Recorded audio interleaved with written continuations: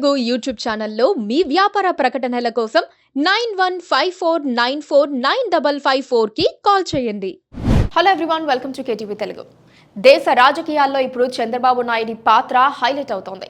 సంకీర్ణ రాజకీయాల్లో సుదీర్ఘ అనుభవం ఉన్న ఆయన ప్రస్తుత రాజకీయ పరిణామాల్లో కీలక పాత్ర పోషిస్తున్నారు. జాతీయ మీడియా సంస్థలు ఆయనపై ప్రత్యేక కథనాలు ప్రసారం చేస్తున్నాయి. ఇప్పటి తరానికి చంద్రబాబు అప్పటి రాజకీయం గురించి పెద్దగా తెలియదు. అప్పట్లో చంద్రబాబు దేశ రాజకీయాల్లో కీలక పాత్ర పోషించారు. ఆయనకే ప్రధాని పదవి ఆఫర్ వచ్చినా కొత్తగా సీఎం అయినందున తనకు రాష్ట్రమే ముఖ్యమని వద్దనుకొని ఇతర సీనియర్ నేతల్ని ప్రధానుల్ని చేయడానికి సహకరించారు.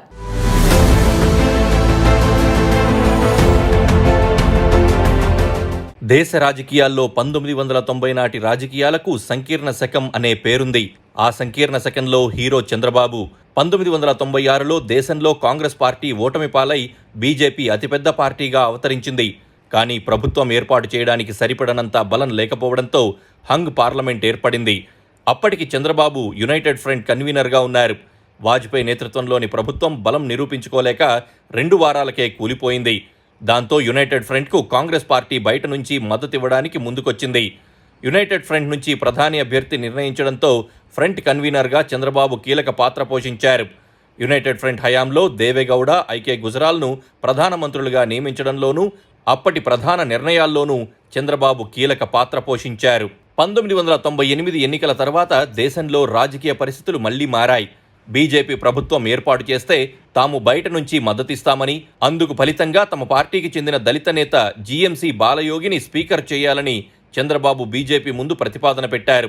అందుకు బీజేపీ సరేననడంతో బాలయోగి స్పీకర్ అయ్యారు. చంద్రబాబు చేసిన పనితో ఆగ్రహించిన ఫ్రంట్ నేతలు ఆయన్ను యునైటెడ్ ఫ్రంట్ కన్వీనర్ పదవి నుంచి తొలగించారు. ఆ తర్వాత టీడీపీ బీజేపీతో పొత్తు పెట్టుకుంది. వాజ్పేయి ప్రధానిగా ఉన్నన్నాళ్లు చంద్రబాబు కీలకంగా వ్యవహరించారు. వాజ్పేయి కూడా అనేక సందర్భాల్లో చంద్రబాబు సలహాలు లేకుండా నిర్ణయాలు తీసుకునేవారు కాదు.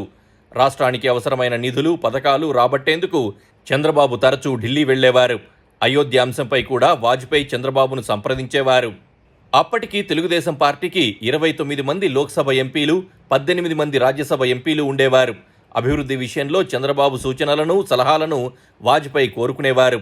దేశంలోని ప్రధాన నగరాలను కలుపుతూ చేపట్టిన హైవే ప్రాజెక్ట్ స్వర్ణ చతుర్భుజి వెనుక చంద్రబాబు సూచనలున్నాయి. చంద్రబాబు 2 కారణాల వల్ల జాతీయ రాజకీయాల్లో బలమైన ముద్ర వేశారు. మొదటిది సంకీర్ణ రాజకీయాల్లో కీలక పాత్ర పోషించడం కాగా, రెండవది ఆర్థిక సంస్కరణలను వేగంగా అమలు చేసి టెక్నాలజీని పరిపాలనలో సమర్థవంతంగా ఉపయోగించడం. దీనిపై ఆయనకు అంతర్జాతీయంగా ప్రశంసలొచ్చాయి. గురుచరణ్ సింగ్, చిదంబరం, శామ్ పిట్రోడా, నందన్ నిలేకని, మార్క్ టుల్లీ లాంటి ఆర్థికవేత్తలు, సాంకేతిక నిపుణులు, జర్నలిస్టులు, యూకే, అమెరికా యూనివర్సిటీల్లో పలువురు పరిశోధకులు తాము రాసిన పుస్తకాల్లో చంద్రబాబును ప్రశంసించారు. మళ్లీ ఇప్పుడు చంద్రబాబు కింగ్ మేకర్ అయ్యారు. కాలక్రమంలో ఉమ్మడి రాష్ట్రం విడిపోవడంతో తెలంగాణకు దూరం కావాల్సి వచ్చింది. ఫలితంగా సీట్లు తగ్గిపోయాయి. అయినా చక్రం చేతికొచ్చింది. సుదీర్ఘ రాజకీయ జీవితంలో మరోసారి ఆయన కీలకమయ్యారు. చంద్రబాబు రాజకీయ జీవితంలో ఎగుడు దిగుడులు ఉండవచ్చు, కానీ ఆయన రాజకీయ ప్రయత్నాల్లో మాత్రం ఎప్పుడూ లోపం రానివ్వలేదు. అదే ఆయన విజయానికి బాటలు వేస్తోంది.